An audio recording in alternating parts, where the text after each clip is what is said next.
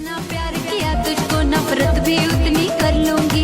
शौक से हो जा किसी और का मैं भी शौक से जी लूंगी।